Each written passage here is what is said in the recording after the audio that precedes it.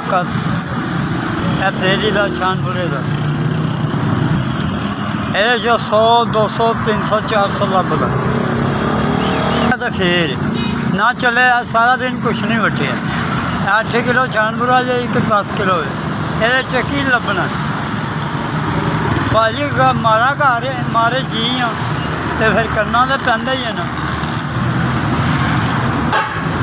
मैं मेरे 2 मुंडे वे कहने कार नहीं है एक धी है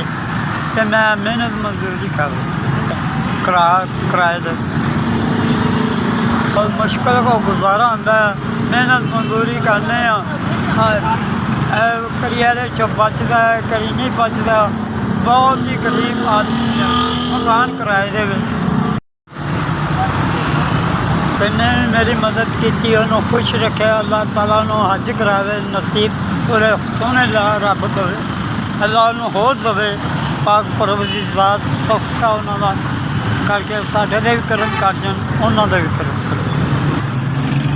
पूरे हफ्ते च मेरी इन्नी मदद हुई है तो मैं ना कमा नहीं सकता था कि ना इन्होंने मदद की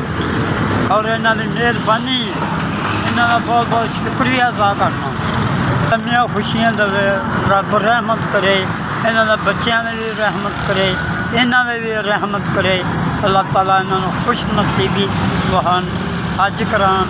अल्लाह ताला करम करे SBS अल्लाह खुश रखे अल्लाह ताला भला करे।